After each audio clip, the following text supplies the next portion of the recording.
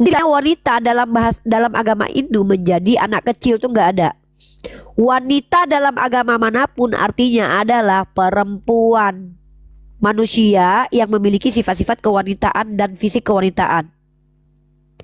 Dan secara natural memang wanita.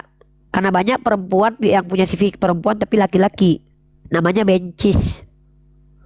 Nah, jadi arti agama itu adalah sistem kepercayaan. Kita nggak bisa bantah Yesus itu agama karena bahasanya bilang begitu. Yesus pun tunduk kepada Tuhan, ikut sebuah sistem. Jadi dia beragama. Pertanyaannya agamanya apa? Kan itu yang kita tanya. Udah tunjukkan tadi. Kalau lihat gestur dia, karakter dia, dia tuh tunduk patuh kepada Tuhan.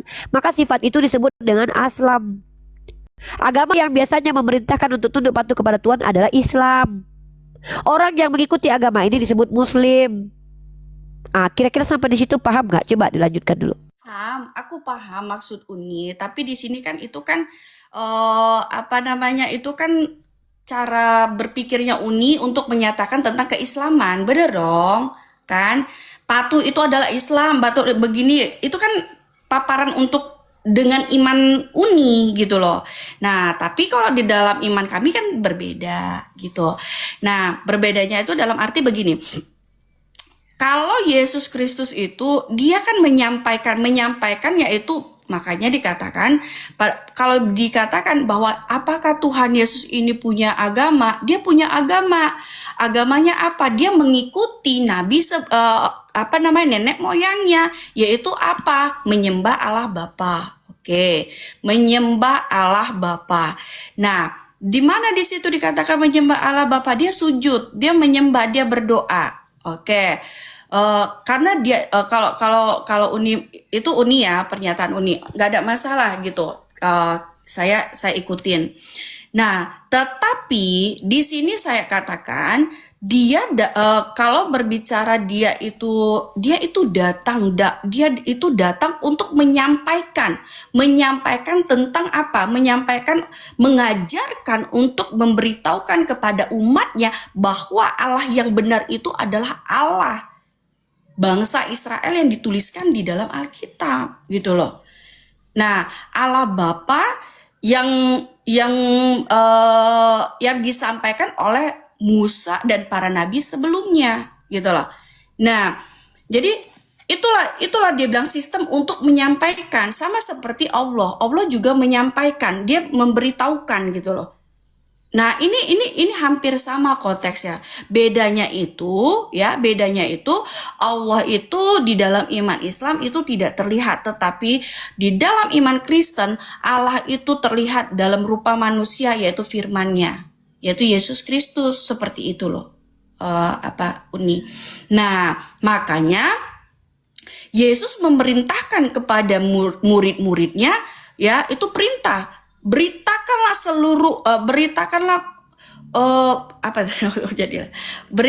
firmanku ke seluruh bangsa-bangsa, ke seluruh umatnya. Ya, nah itu siapa? Yesus sendiri yang menyampaikan itu supaya apa? Di mana di dalam kekristenan mengikuti perintah Yesus ya? Contohnya, maaf beribu kali maaf, saya juga tidak akan meninggikan diri saya, tetapi di sini saya akan mengatakan bahwa sayalah yang di sini saya itu mewakili untuk memberitakan firman Tuhan itu untuk menyampaikan kepada semua orang gitu, agar perintah yang disampaikan oleh Tuhan Yesus itu bisa aku baru baca, baru lihat. Nah, bisa didengar oleh banyak orang gitu. Itu Uni. Dah. Gini ya. Uni tadi berharapnya apa yang disampaikan tadi itu ditanggapi dulu. Tapi nggak apa-apa lah. Kita kan diskusi itu kan pembicaraan dua arah. Kita nggak bisa memaksa satu sama lain untuk saling menanggapi. Tapi Uni tetap harus menanggapi Ica. Seluruh penjelasan Ica tadi adalah doktrin namanya. Doktrin dalam bahasa Yunani itu artinya adalah pengajaran yang dianggap benar. Dengar ya, pelan-pelan ya, definisi doktrin ya. pengajaran yang dianggap benar walau tanpa diuji, tapi diyakini benar, tapi nggak perlu diuji. Itu namanya doktrin. Kenapa Uni bilang begitu? Karena sebetulnya Uni sedang menguji apa yang Ica sampaikan tadi. Dari itu Ica kan bilang nih, tidak. Kami bilang Yesus Muslim. Uni pembuktian. Pembuktiannya apa? Ya, Yesus tunduk patuh kepada Tuhan yang benar. Artinya Islam secara etimologi. Oke lah. Enggak Uni. Dia memang tunduk patuh kepada Tuhan. Secara karakter dia Islam, tapi agamanya bukan Islam. Ya sebutkan agamanya apa? Karena Yahudi bukan nama agama. Sebentar. Pertama, Yahudi bukan nama agama. Yahudi itu nama etnis. Kristen itu bukan nama agama juga pada masa itu. Karena Yesus tidak pernah menyebutkan kata Kristen. Yang dia ikuti apa? Maka yang Yesus ikuti adalah sebuah sistem kepercayaan yang diberikan oleh Tuhan yang benar melalui Musa dan melalui dia sendiri. Yang datang dari Tuhan yang benar. Maka kita saling mengklaim. Islam bilang itu Allah, kalian bilang itu Yesus atau Firman atau Bapa, terserahlah. Masalahnya ketika kita merujuk kepada Yesus, Yesus tidak pernah sebutkan nama Tuhan itu siapa, hanya sebutkan gelarnya doang, Pader, Bapa. Tapi tidak pernah menyebutkan nama Tuhan itu. Jadi kalian gak bisa jawab lagi nama Tuhan itu siapa. Kalian pada akhirnya meminta pertolongan kepada kitab Yahudi. Di kitab Yahudi ada nama yang bukan nama. Kenapa saya bilang nama bukan nama? Dibilang nama masih debatable sampai detik ini. Yod, He, Va, V itu huruf, bukan nama. Nama itu ketika dilafazkan. R-I-F-A itu bukan nama, itu huruf-huruf. Nama adalah Rifa. I-C-A itu adalah huruf. Nama adalah Ica. Jadi Yod, He, Va, V bukan nama, itu huruf. Nama siapa? Baik di perjanjian lama maupun di perjanjian baru kita nggak pernah tahu siapa nama Tuhannya sampai detik ini. Termasuk orang Yahudi juga nggak tahu. Ya mereka bilang sebenarnya mereka tahu, cuma nggak mau ngasih tahu aja. Tapi bohong banget. Masa tidak ada satupun video yang bisa menunjukkan orang Yahudi pernah menyebut nama Tuhannya dengan benar? Yahweh bukan nama yang benar, itu bukan bahasa Ibrani.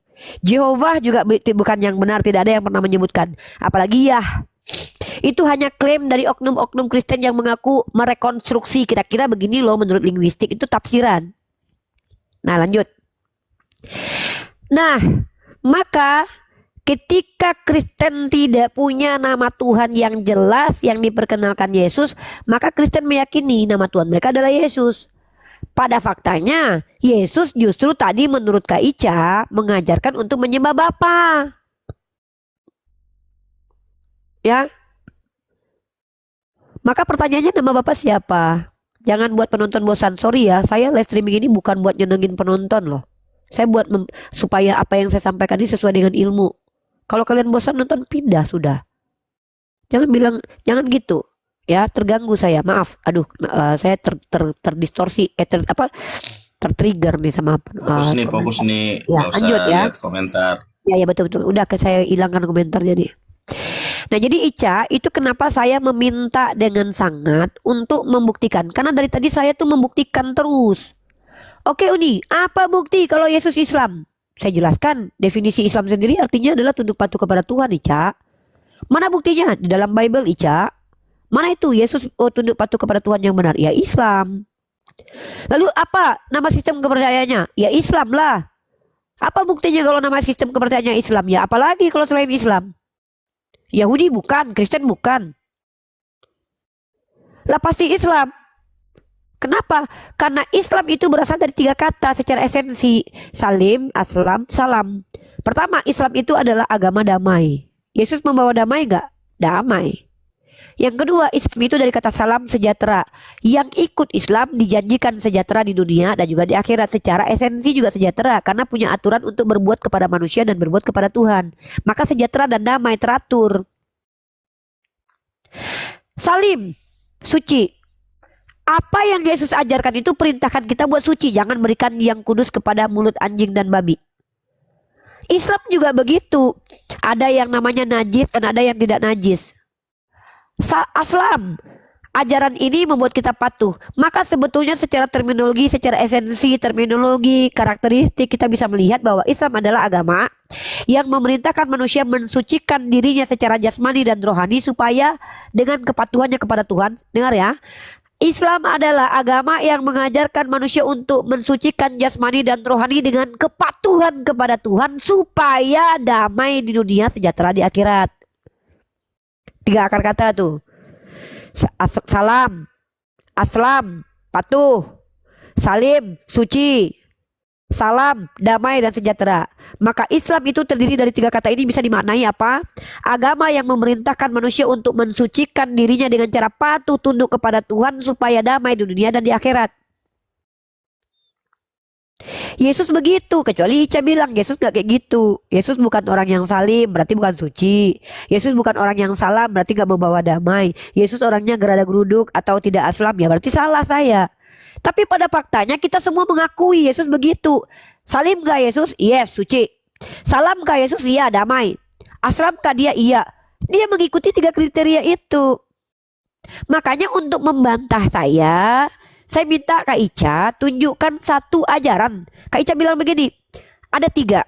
Nah ini baru saya bahas nih, ada 3. Yang pertama itu adalah baptis. Maaf, saya minta maaf. Saya tidak pernah menemukan Yesus mengajarkan cara membaptis. Saya hanya melihat Yesus mengajarkan tutorial cara dibaptis. Yang mengajarkan tutorial cara membaptis Yohanes.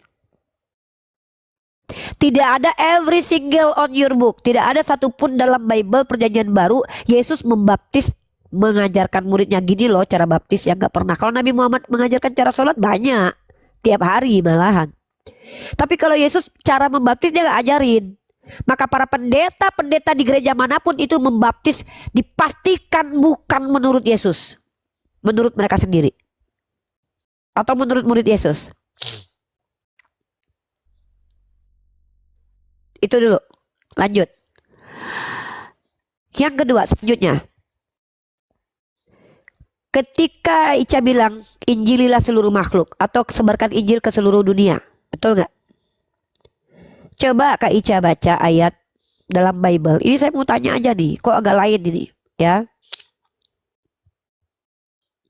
Ini agak lain. Berbeda, kontradiksi. Ya, kita lihat ayatnya. Silakan dibuka ayat ini. Nanti saya akan tanya, saya akan beri alasan kenapa saya pertanyakan ayat ini. Coba buka Galatia pasal 2 nomor 7.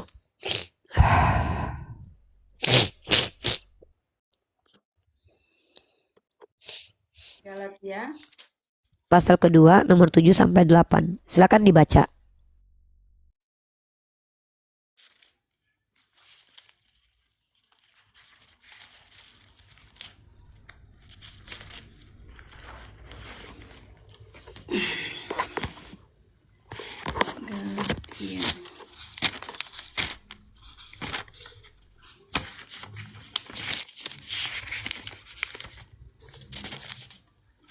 Galatia 2 berapa tadi? Galatia pasal kedua nomor 7 sampai 8. Baca ya, Galatia 2 pasal 7 sampai 8. Beginilah firman Tuhan. Sebaliknya mereka melihat bahwa kepadaku telah dipercayakan pemberitaan Injil untuk orang-orang tak bersunat, sama seperti kepada Petrus untuk orang-orang bersunat. Sebab ia yang telah memberikan kekuatan kepada Petrus untuk menjadi rasul bagi orang-orang bersunat. Ia juga yang telah memberikan kekuatan kepadaku untuk orang-orang yang tidak bersunat. Coba paham nggak teks itu? Karena kalau saya memahami begini, Paulus menegaskan bahwa sebetulnya yang diperintahkan untuk menginjili orang di luar Yahudi itu cuma dia. Petrus enggak, karena Petrus untuk orang bersunat. Jadi lucu kiranya ada ayat yang berbunyi Yesus perintahkan muridnya injili seluruh makhluk, karena pada waktu itu Paulus belum ada di situ. Satu-satunya rasul yang diperintahkan untuk menginjili orang di luar Israel atau Yahudi itu Paulus. Dia ngaku gitu, dia yang bilang, kecuali dia bohong. Karena dia bilang Petrus itu untuk orang bersunat. Siapa orang bersunat? Orang Yahudi kan. Dan aku untuk orang tidak bersunat. Makanya ajaran Kristen itu beredarnya di Eropa, Romawi, Galatia, Korintus, Efesus. Karena memang Paulus yang membawa Kristen itu kepada mereka-mereka yang ada di Efesus, Korintus, Galatia, dan juga di Tesalonika. Maka kita lihat beredarnya Kristen itu adalah berkat ajaran Paulus. Masalahnya, Paulus sendiri sudah menjelaskan ke kita, ternyata Petrus tidak diberikan kekuatan untuk menginjili di luar Israel. Walaupun kalau ada yang di luar Israel mau masuk ke Petrus, Petrus tidak tolak. Sama persis seperti Yesus. Yesus itu diutus untuk Bani Israel, tapi kalau ada yang di luar Israel mau masuk, dia nggak tolak. Walaupun pada akhirnya dia pernah bilang sama perempuan yang Samaria, tidak baik memberikan remahan kepada anjing. Iya guru, saya anjing, bisa memakan remahan juga. Ya sudah, kau imanmu menyelamatkanmu. Artinya gini, dia sebetulnya bukan datang untuk orang itu, tapi orang itu minta, ya udah, nggak mungkin lah seorang nabi pelit, ya nggak boleh kau, aku hanya untuk ini aja, nggak gitu juga, kan nabi. Sama itu, Paulus yang menjelaskan bahwa yang hanya untuk orang di luar Israel itu dia doang.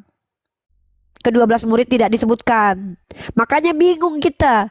Ada ayat yang mengatakan injililah seluruh makhluk, jadikan semua bangsa muridku. Itu Yesus ngomong sama siapa? Nggak mungkin ada Petrus di situ, karena Petrus untuk orang bersunat, kata Paulus. Anehnya Paulus juga tidak berada di situ. Kok bisa? Ke siapa kalau gitu?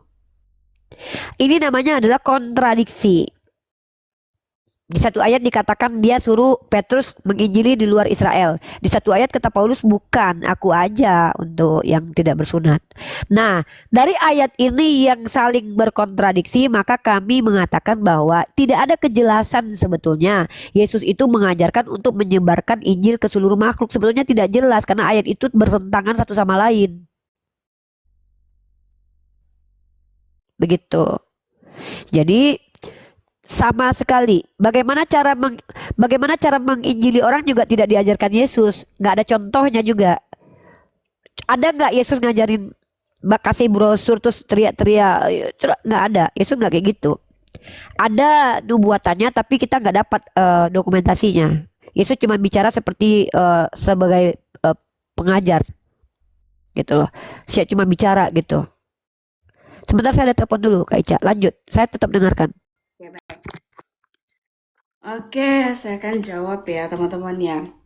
Nah, tadi dari pernyataan Uni menyatakan bahwa saya sudah menjelaskan bahwa Tuhan Yesus itu adalah agama Islam, dan Islam itu seperti yang menjadi pernyataan Uni, tetapi saya sudah bantah itu. Saya juga sudah bantah dengan iman saya, bukan iman dari Uni, tetapi dengan iman saya. Nah, menyatakan bahwa Yesus itu bukan agama Islam. Karena apa? Karena kita sudah tahu kalau kita berbicara tentang berserah diri, ya, berarti di sini Uni mau menyatakan bahwa Yesus itu serupa dengan Allah itu serupa dengan Yesus Kristus. Nah, karena Allah itu menurunkan, sedangkan yang pengikutnya adalah menerima, sama seperti Tuhan Yesus. Tuhan Yesus itu menurunkan dan dia itu menerima. Nah, kalau dibilang Yesus punya agama, Interupsi deh. Jangan biar nggak salah nanti kan Uni luruskan biar Uni nggak lupa. Nggak ada Uni bilang Yesus setara sama dengan Allah, nggak ada. Kesamaan Yesus membawa ajaran dan itu tuh sudah beda. Pertama, Allah membuat ajaran untuk makhluknya, dan ajaran itu secara sistematik diberikan kepada nabinya untuk diajarkan. Yesus menerima ajaran dari Allah, mengajarkan kembali, dan kesetaraan ini Yesus sama Nabi Muhammad yang sama, bukan sama Allah. Kalau Allah dia yang menciptakan dan dia yang berkehendak atas aturan itu, dia yang membuat aturan itu. Kalau Yesus kan dia tidak membuat aturan itu, dia mengikuti aturan yang sudah ada di perjanjian lama, yaitu hukum Torah yang dibuat oleh Yod-Heh-Vav-Veh. Itu tolong jangan dirubah, karena kalau dirubah tuh maknanya jadi beda. Allah sama dengan Yesus, tidak ada kesamaan antara Allah dan Yesus sama sekali dalam every single apapun. Oke, baik. Nah, kalau Uni mengatakan seperti itu kan ini kan tadi Uni menjelaskan dari A sampai Z dan saya mendengarkan di sini. Dan saya tadi juga sudah menyampaikan tentang pemahaman di mana bahwa Yesus itu bukan Islam, bahwa Yesus itu bukan dia datang itu bukan berbicara tentang dirinya, tetapi berbicara tentang pengenalan akan Allah, bahwa Yesus itu memerintahkan, dan saya juga sudah memberitahukan ayat-ayatnya juga.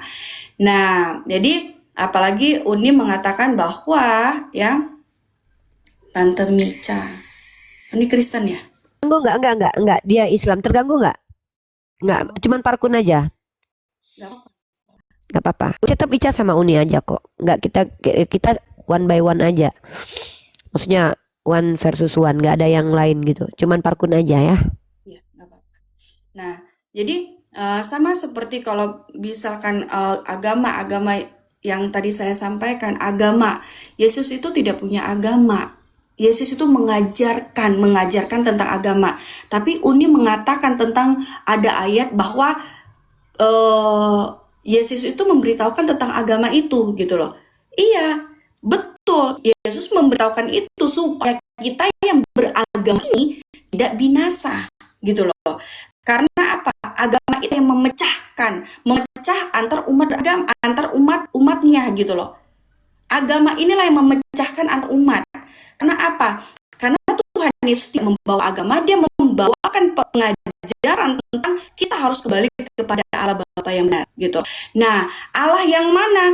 Nah, itu orang Kristen itu mengikuti Allah yang diajarkan oleh bangsa Yahudi. Lah, orang penggenapan orang bangsa di perjanjian lama kan sudah diberitahukan tentang Mesias ini gitu, akan ada datang seorang Mesias yang dia akan menyelamatkan umatnya dari dosa.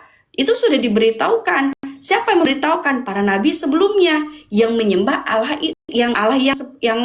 yang benar itu. Siapa itu?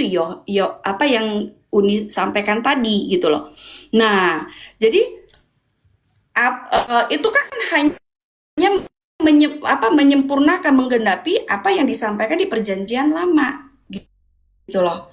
Nah, bukan berarti Tuhan Yesus itu punya agama, tetapi dia memberitahukan, menyampaikan kepada kita supaya kita kembali kepada dia gitu. Supaya kita kembali kepada dia. Dia siapa? Allah yang benar yang disembah oleh para nabi-nabi sebelumnya gitu loh. Itu penyampaian dia gitu, penyampaian Yesus Kristus. Nah, jadi ini kita cuma sharing ya, Uni ya, maaf ya. Nah, jadi kalau di Galatia ini berbicara di Galatia 3 ya. Maaf tadi Galatia 3 ayat saya baca ya. Galatia 3 ayat 12 ya. Namun dasar hukum Taurat bukan ya. Berapa tadi Uni? Maaf. Ini pasal kedua nomor 7 dan 8. 8, oke. Galatia 2 ayat 7 dan 8. Sebaiknya mereka melihat bahwa kepadaku telah dipercayakan pemberitaan Injil untuk orang-orang tak bersunat, sama seperti kepada Petrus untuk orang-orang yang bersunat.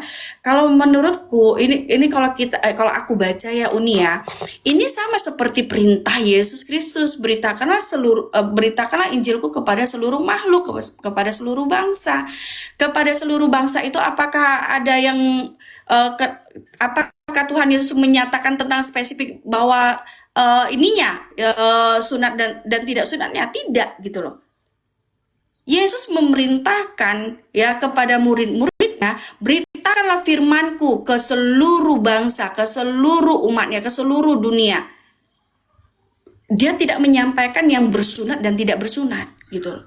Karena dia tidak mengikuti dunia ini. Yesus tidak mengikuti dunia ini, tetapi dia mengajarkan kita untuk apa? Ya kita kembali lagi gitu loh. Yohanes 3:16 itu. Yohanes ya. Kasih Bapa itu gitu loh. Nah, dan Rasul Paulus, apakah Rasul Paulus bertemu dengan Tuhan Yesus? Dan kita sudah tahu juga, pasti juga sudah hafalnya bahwa Yesus pernah bertemu dengan Rasul Paulus pada saat Rasul Paulus itu dia mendapatkan, kalau Islam bilang ya hidayah ya gitu. sehingga pada saat itu dia buta. Nah, apakah itu benar Tuhan Yesus? Kan sudah disampaikan, aku akan mengirimkan Roh Kudus, aku akan mengirimkan seorang penolong. Seorang penolong itu siapa? Seorang penolong itu adalah Tuhan Yesus itu sendiri, yaitu Roh Kudus itu sendiri, yaitu Yesus Kristus. Sehingga Yesus bertemulah dengan Rasul Paulus dan menyampaikan perintah ini kepada orang yang tidak bersunat, kepada orang yang tidak percaya, gitu loh, kepada orang yang bersunat juga, gitu loh. Apakah itu tidak melingkupi kepada seluruh makhluk? Itu seluruh makhluk, bersunat, tidak bersunat, percaya, tidak percaya, semua disampaikan, gitu loh. Nah, gitu nih. Jadi saya sudah sampaikan dengan iman. Saya tanggapi ya. Berapa menit lagi Ica? Kira-kira 1 jam 30 menit? Apanya itu nih? Kita diskusinya berapa ini lagi? 1 jam kah? 30 menit kah? Nanti lupa sampai besok. Nggak Sampai apa-apa. ini aja, sampai kita capek aja, sampai ini aja lah ya. Ya boleh. Atau 1 jam 30 menit atau 1 jaman. Boleh. Jam makan siang ya. Jam makan siang clear ya, oke. Selesai nggak selesai kita selesaikan. Oke, saya catat ini ya. Pertama saya catat pernyataan dulu nih. Pertama saya catat pernyataan, baru saya menanggapi pernyataan itu, kebiasaan saya begitu. Ya. Pertama pernyataannya adalah Yesus suruh menyembah Bapa. Maka yang jawab adalah kalau gitu orang Kristen sembah siapa? Tadi itu, ini pernyataan ini. Yesus mengajarkan untuk menyembah Bapa. Oke, pertanyaannya orang Kristen sembah siapa? Itu nanti dijawab, dicatat aja dulu jawabannya. Kemudian agama memecahkan manusia. Ini Ica nih. Ica menikah. Ini mohon maaf, bukan Ica, saya aja deh, nanti Ica merasa saya insulting lagi. Unirifa menikah. Terus gara-gara menikah Unirifa berantakan hidupnya. Maka Unirifa bilang, pernikahan itu merusak peradaban. Padahal yang rusak itu cuma pernikahan saya. Nandar menikah baik-baik saja. Maka tidak bisa kita katakan agama itu berpecah belah. Karena yang berpecah belah itu cuma di agama Kristen. Nggak ada agama menjadi asbab pecah belah. Nggak ada. Yang menjadi asbab pecah belah itu adalah keegoan manusia beragama dan politik manusia. Kita tunjukkan aja perang itu ada nggak karena perintah agama? Nggak ada. Tapi kalau agama pecah belah itu ada di Kristen. Agama Katolik itu skisma besar dengan Ortodok, Great Schisma 1953. Protestan membuat anatema, menolak ajaran Katolik tahun abad ke-16. Agama Ortodok dengan Katolik memang skisma besar, berpecah belah. Agama Protestan dengan Katolik memang pecah belah. Bukan berarti semua agama pecah belah. Itu pernyataan keliru tuh. Itu logical fallacy tuh. Ada kaitannya dengan diskusi kita. Itu hanya alasan Ica menolak bahwa Yesus tidak beragama, lalu membuat alasan agama itu nggak mungkin dibawa Yesus karena agama membuat pecah belah. Itu kan asumsi pribadi, nggak apa-apa, diyakini begitu is okay. Tapi masalahnya nggak semua agama itu yang berpecah belah. Contoh, Islam itu tidak berpecah belah dengan agama lainnya. Kalau orang Syiah dengan orang Sunni itu bukan agama, Syiah bukan agama, Sunni bukan agama. Sama itu seperti klaim agama itu cuma Islam, nggak ada Islam ini Islam itu, nggak ada. Lanjut. Yesus itu menggenapi perjanjian lama. Maka pertanyaan muncul nih, Cak. Yesus itu menggenapi sebagai apa sih? Sebagai Tuhan atau sebagai hamba? Kalau dia sebagai Tuhan, mana dalilnya bahwa Tuhan akan datang kepada dunia, menjelma menjadi manusia, mengajarkan ajaran? Nggak ada dalilnya di perjanjian lama. Tapi kalau nubuatan bahwa dia datang sebagai hamba Tuhan, ada nih dalilnya. Ya, saya bacakan dalilnya. Di dalam kitab Yesaya pasal 52. Ya, hamba di dalam ini nih, Yesaya pasal 42 ayat 1. Lihat itu hambaku. Kecuali tulisannya begitu. Lihat itu aku. Aku datang. Ini hamba Tuhan. Yang namanya hamba Tuhan itu ya mau nggak mau ya beragama aja. Namanya mengabdi diri kepada Tuhan. Masa dia nggak beragama? Nggak ada ateis yang mengabdi kepada Tuhan. Itu namanya agnostik. Gak ada aturan tapi percaya Tuhan. Ya, itu betul dia menggenapi perjanjian lama tapi datang sebagai hamba Tuhan. Udah pasti beragama. Lanjut. Di dalam surat Galatia Ini kata Ica nih, Yesus memerintahkan di Galatia itu untuk menyebarkan agama ke seluruh makhluk. Saya nggak ngerti, Ica ngerti nggak konteks Galatia itu? Galatia itu bukan perkataan Yesus. Galatia itu surat Paulus. Paulus lagi bilang nih sama orang-orang bahwa sama dia kepada Petrus diberikan kekuatan untuk menjadi rasul untuk orang bersunat. Diberikan juga kepadaku untuk orang yang tidak bersunat. Itu bukan Yesus yang ngajarin Injil seluruh makhluk tuh, enggak. Paulus yang mengklaim bahwa Petrus itu untuk orang bersunat, dia untuk orang tidak bersunat. Kalau tidak percaya sama perkataan Paulus, berarti Paulus bohong. Kalau kalian bilang Petrus itu juga diutus untuk seluruh bangsa di luar Israel, berarti Paulus yang berdusta di sini, karena Paulus yang bilang sama seperti kepadaku. Kepada Petrus diberikan untuk orang bersunat. Yang bersunat itu cuma Yahudi kan? Tidak ada agama Islam berpecah belah dalam artian Islam agama ini.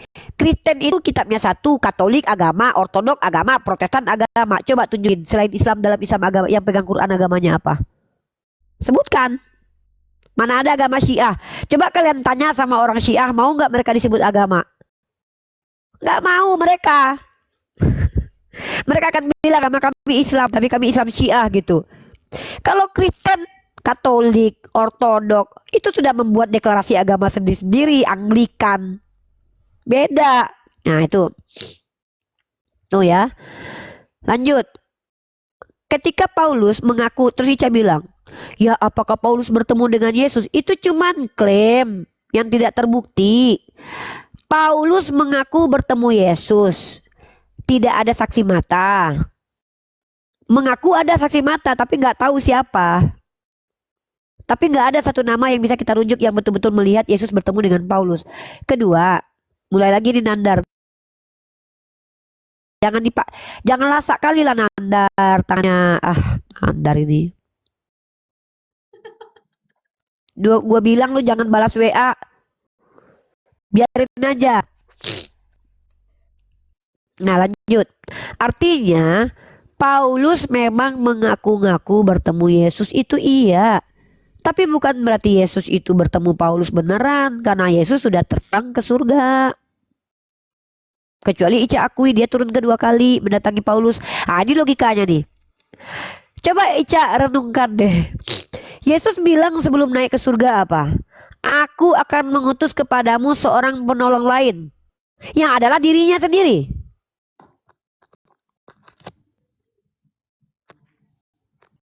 Ya, ya nggak konfirmasi aja. Kan Ica bilang begini tadi. Yesus itu mengutus seorang penolong lain yang adalah dirinya sendiri. Dia mau pergi ke surga. Nah nanti coba nanti aja. Ini bangun logikanya. Ica bilang begini. Yesus itu udah mau pergi ke surga. Terus dia bilang, aku akan mengutus penolong lain, yaitu adalah aku sendiri. Setelah di surga, dia utus lagi orang lain yang tidak pernah dia janjikan, namanya Paulus. Kan ini bagaimana ini? Ajarannya disempurnakan sama Paulus, sementara dia mengutus orang penolong lain adalah dirinya. Jadi dia mengutus berapa banyak itu? Mengutus dirinya lagi, mengutus Paulus lagi gitu loh. Maaf nih, saya sebagai CEO punya perusahaan. Saya kalau udah utus manajer ke sebuah perusahaan, saya nggak perlu datang juga melongo. Berarti saya percaya sama manajer saya. Tapi Ica bilang apa? Yesus mau pergi ke surga, tapi dia bilang mau mengutus penolong lain. Ternyata itu adalah dirinya sendiri. Tiba-tiba dia mau pilih juga Paulus. Sebelum dia pilih Paulus, dia juga bilang sama muridnya, hati-hati ya kalian sama ragi Parisi ya. Tapi dia utus orang Parisi.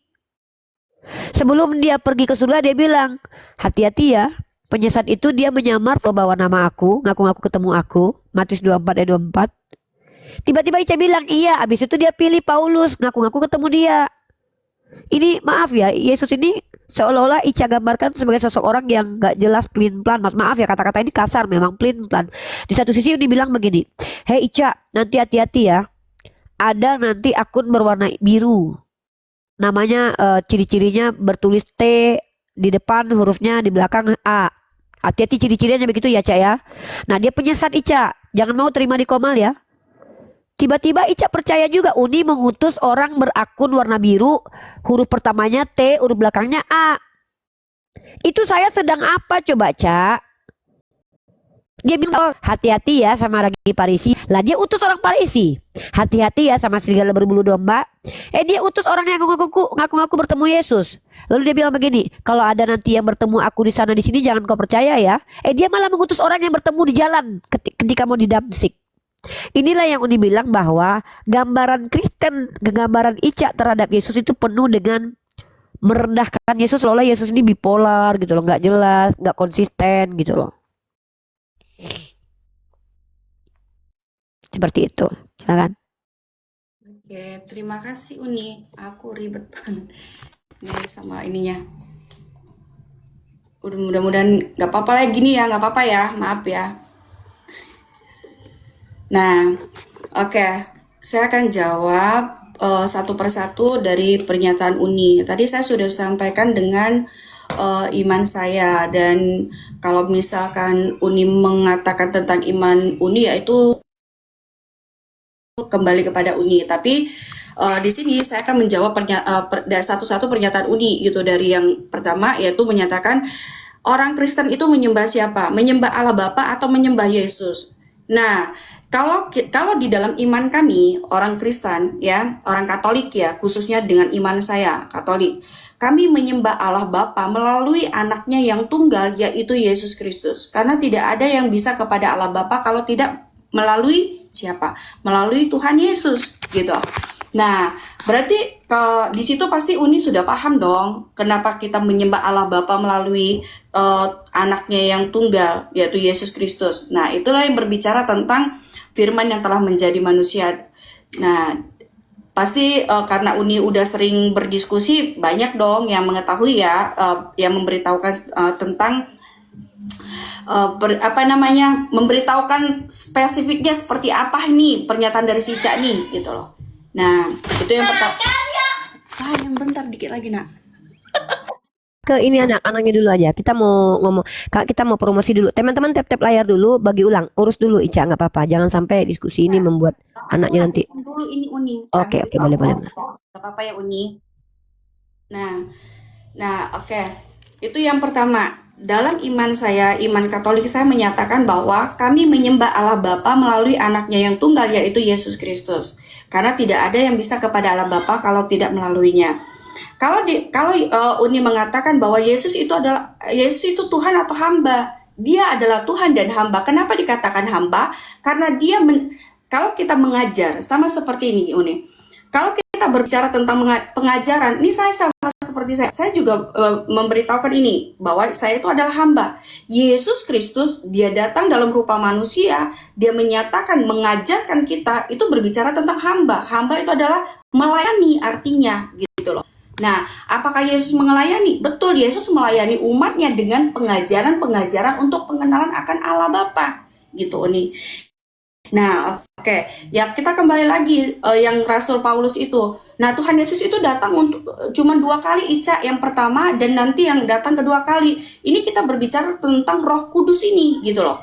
Nah, Roh Kudus itu berasal dari siapa? Berasal dari Allah Bapa. Makanya dituliskan, baptislah atas nama Bapa, Anak dan Roh Kudus. Apakah Tuhan Yesus mengajarkan?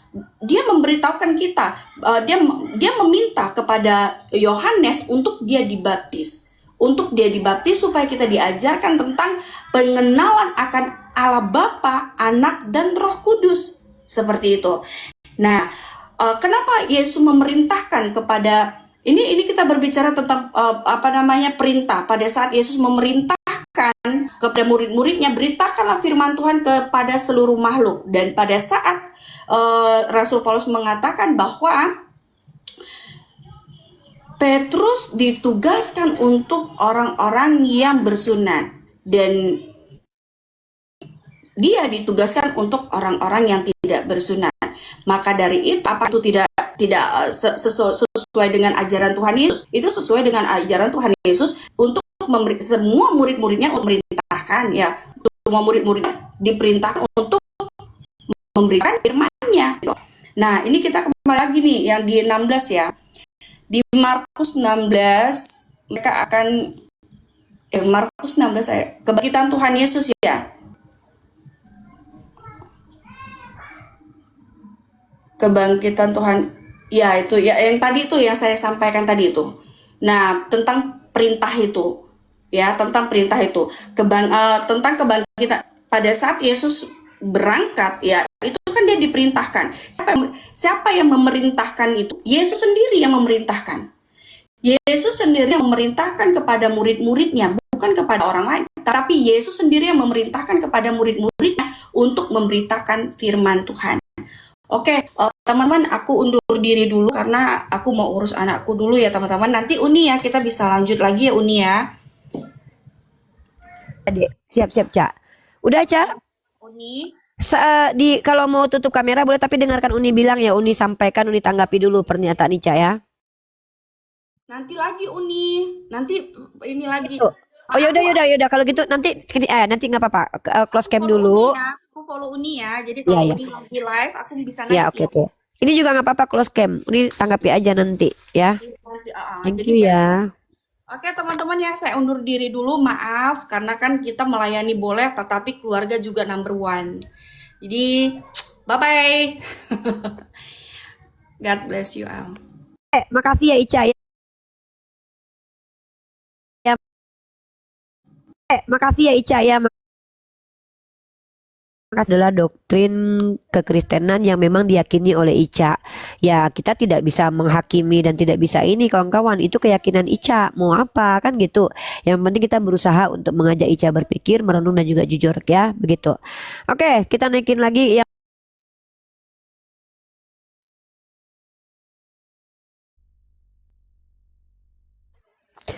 ya, Ini kau raja debat. Kau nggak nama mau ngeludah yang nggak? Mau iya ngeludah ini. apa nggak? Makanya gua udah naikin Naikin. ini. Dia minta naik dari tadi. Silakan buka kamera. Kalau naik buka kamera. Kalau nggak buka kamera kau turun kau. Masa kau kalah sama perempuan? Kak Ica aja bisa buka kamera dia. Raja debat kau naik lagi sini. Kemana kau kabur? Hah?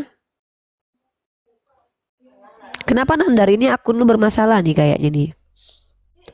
Nandar udah mulai rungkat lagi Nandar. Aku Nandar di rungkat report lagi. ini, di report.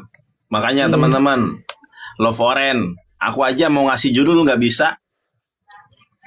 Gua udah nggak ada lagi ya. Gua Hah? udah nggak ada lagi di Komal. Ada, masih ada nih. Suara gua kedengeran. Dengar jelas nih. Tapi gua nggak ada di Komal lu di YouTube gua. Ada. Ini Di YouTube loh. gua nggak ada. Iya tapi di Ini YouTube Liv. gua nggak kelihatan. Di YouTube gua nggak kelihatan. Oke lah teman-teman Tuh. ya, kita juga hargai Kak Ica dengan aktivitasnya, bukan Tahu berarti nih. Tuh. berarti emang di guanya berarti. Jadi Ada. aku kan pengen pansos kan, karena penontonnya banyak, kok pengen naik. Kenapa? Karena kau itu nggak laku di mana-mana Raja Debat. Nama kau Raja Debat. Mukanya udah sebar kemana-mana itu penghujat itu tuh. Nama raja debat tapi nggak bisa Raja debat. Dubur. Jangan panggil Raja Debat lah, namanya Raja Dubur. Raja Dubur nggak Dulu bisa debat. namanya Haleluya dia. Ya, Raja Dubur ya.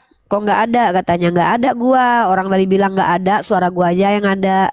Udah gua turun lagi aja terus naik. Kita closing aja udah.